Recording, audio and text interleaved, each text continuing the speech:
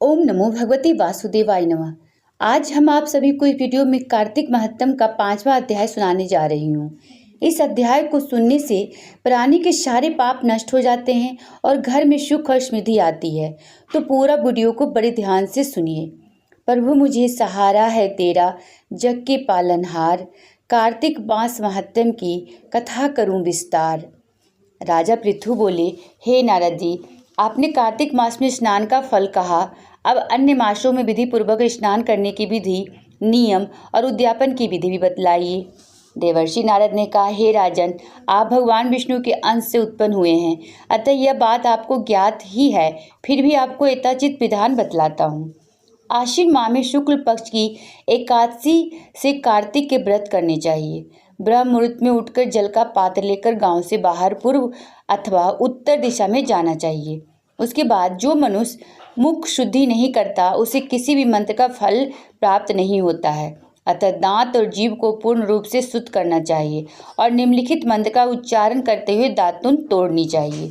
हे वनस्पति, आप मुझे आयु, कृति, तेज, प्रज्ञा, पशु संपत्ति, महाज्ञान, बुद्धि और विद्या प्रदान करो। इस प्रकार उच्चारण करके वृक्ष से 12 अंगुल की दातुन ले। दूध वाले वृक्षों से दातुन नहीं लेनी चाहिए।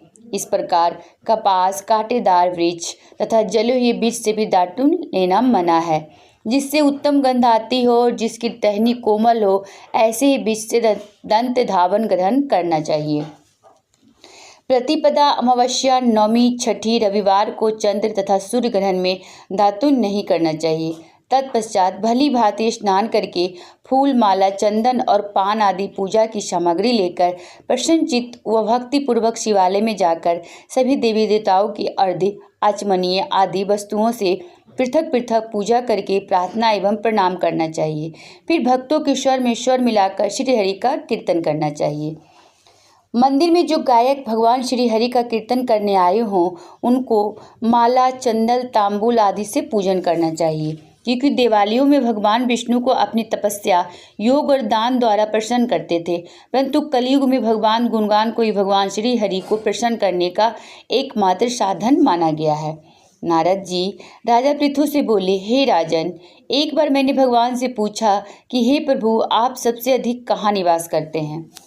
इसका उत्तर देते हुए भगवान ने कहा, हे नारद, मैं वैकुंठ या योगियों के हृदय में ही निवास नहीं करता, अपितु जहाँ मेरे भक्त मेरा कीर्तन करते हैं, मैं वहाँ अवश्य निवास करता हूँ। जो मनुष्य चंदन, माला आदि से मेरे भक्तों का पूजन करते हैं, उनसे मेरी ऐसी प्रीति होती है जैसे कि मेरे पूजन से भी नहीं हो सकती। नारद जी ने कहा, शिरीष, धतुरा, गिरिजा, चमेली, केसर, कंदार और कटहल के फूलों व चावलों से भगवान विष्णु की पूजा नहीं करनी चाहिए।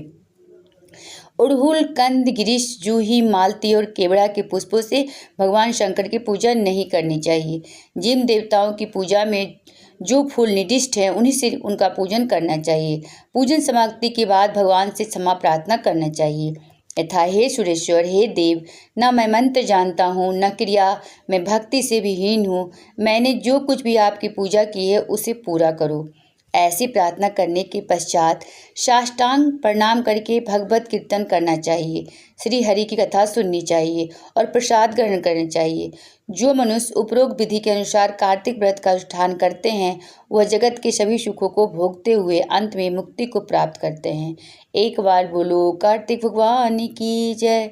और मेरे प्रिय दोस्तों, यदि वीडियो अच्छी लगी हो तो वीडियो को लाइक और चैनल को सब्सक्राइब करना बिल्कुल ना भूलें। और ये सारी जानकारी मुझे इंटरनेट से प्राप्त हुई है, इस पर मेरा चैनल कोई दावा नहीं करता।